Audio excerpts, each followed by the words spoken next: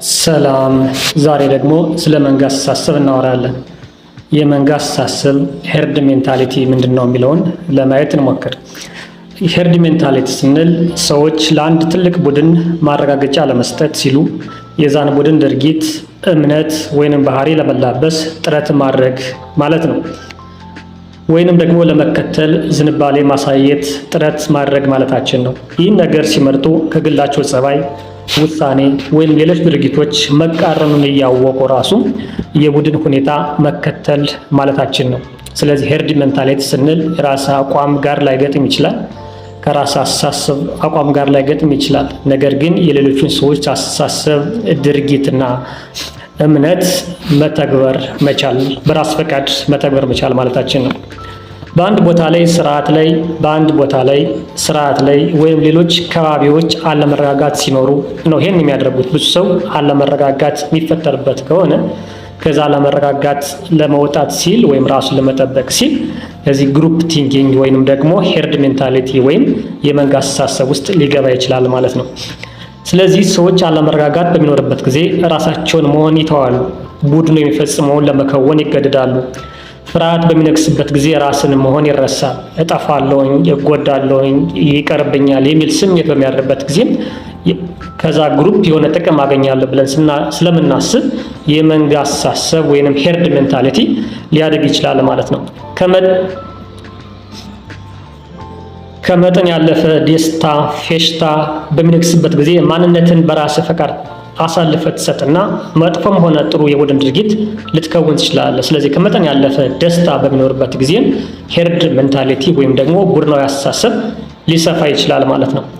በማህበረሰቡ ዘንድ ተቀባይነት ለማግኘት ስንል ይህን ሄርድ ሜንታሊቲ ወይም መንጋ አስተሳሰብ እንተገብረዋለን። ሌሎች እየከወኑት፣ እየተገበሩት፣ እየተከተሉት ከሆነ ትክክል ነው ብሎ መቀበል ይኖራል። ይህ ደግሞ የሚከሰተው በእውቀታችን፣ በአስተሳሰባችን፣ በሚኖሩት ዘይቤ እርግጠኛ ባልሆንበት ጊዜ የሚከሰት ነው። ስለዚህ ምን ማለት ነው? በማህበረሰብ ዘንድ ተቀባይነት ለማግኘት የእነሱን ስራ የምንከውነው በእኛ እውቀት ወይም በእኛ አመለካከት እርግጠኛ ያልሆንበት ነገር በሚኖርበት ጊዜ ሄርድ ሜንታሊቲ ወይም ደግሞ መንጋ አስተሳሰብ ውስጥ እንገባለን። ይህን ሲያደርጉ ነው የራሳቸው ትክክለኛነት ማረጋገጥ የሚችሉት። እነዚህ በማህበረሰቡ ተጽዕኖች ደግሞ የተለያዩ ሊሆኑ ይችላሉ። ለምሳሌ ባለሙያዎችን መመልከት ይቻላል። አንድ የሕክምና ባለሙያ የሚመክራቸው ምክሮች ይኖራሉ። ለምሳሌ ስለ አንድ የጥርስ ሳሙና አይነት ምክር ሊሰጥ ይችላል። ብዙ ሰዎች ይህንን የጥርስ ሳሙና ሊጠቀሙ ይችላሉ። ለእነሱ የአፍ ጠረን ይጠቅማቸው አይጠቅማቸው አንድ ባለሙያውን እናምነዋለንና ሌላው የዝነኞች ተጽዕኖን በጣም ታዋቂ ሰዎች ልብስ፣ ጫማ፣ መኪና፣ ቤት ወዘተ ሊያስተዋውቁ ይችላሉ። ጥሩ ነው ብሎ መቀበል ይኖራል። ስለዚህ ዝና የመንጋ አስተሳሰብ እንዲሰፋ ተጽዕኖ ከሚያደርጉት ውስጥ አንዱ ነው ማለት ነው። ዝነኞችን የምንከተል ከሆነ የእነሱን ሀሳብ ሳንመረምር እንዳለ ሀሳቡን ልንወስደው እንችላለን ማለት ነው። በሰው የተጨናነቀን ካፌ ወይም ምግብ ቤት እንመልከት። ብዙ ሰው ያለበት ምግብ ቤት ስለሆነ ጥራት ያለው ምግብ አገኝበታለሁ ብሎ ማመን ይኖራል።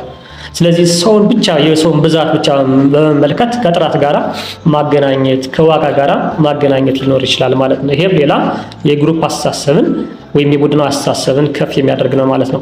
የማጣት ፍርሃት ሲኖር ሰዎች ያዳብሩት ልምድ፣ ጥቅማጥቅም፣ እድገት ወይም ሌላ ለአንተ አስፈላጊና ጠቃሚ የሆኑ ነገሮች ያለ እነርሱ እርዳታ፣ ድጋፍ፣ ምክር ወይም እገዛ ላገኘው አልችልም ብለህ የምታስብ የምትጨነቅበት ጊዜ ይኖራል። ይህ ደግሞ ያድግና የቡድን አስተሳሰብ አመለካከት ምንም ወይንም ተግባር ሳታላምጥ የመዋጥ ዕድል ያድጋል። ይህ ደግሞ የሚመጣው ከኔ የተሻለ የመፈጸም አቅም አላቸው ብለህ ስታስብ፣ ካልተቀላቀልኳቸው በማህበራዊም ሆነ ሙያዊ ውድቀት ይደርስብኛል ብለህ ስታስብ፣ የሆነ ነገር ይቀርብኛል ብለህ ስታስብ የሚከሰት ድርጊት ነው። አብሮ የመሆን ስሜት ሲያድግ የሰዎች ጥልቅ ፍላጎት እርስ በርስ መተሳሰርን ይፈልጋል። ሌሎችን መቀበልን ይፈልጋል። በሌሎች ዋጋ ማግኘትም ይፈልጋል። ይህ አስተሳሰብ በጣም ከፍ በሚልበት ጊዜ ቡድናዊ አስተሳሰብ ሊያድግ ይችላል። ሰውን ስትወደው እስከ ሁለንተናው ነው የሚል ስሜት ስለሚያድግ ማለት ነው። ከዚህ አስተሳሰብ እንዴት ነው መውጣት የሚቻለው የሚለውን ለማየት እንሞክር። በእውነቱ ይህን ነገር አምንበታለሁ ብለን ራሳችን መጠየቅ አስፈላጊ ነው ማለት ነው። የተለመደው የአንተ መዳረሻ ወይም የምታስብበት ቡድን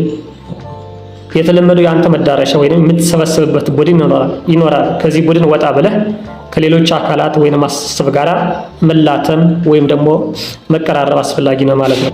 የሚመጡ ሀሳቦችን በተቃራኒያቸው በማየት የሚያመጡትን ተጽዕኖ መፈተንም አስፈላጊ ነው።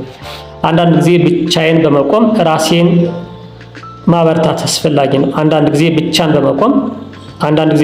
ለመቆም ራስን ማበርታት አስፈላጊ ነው። አመሰግናለሁ።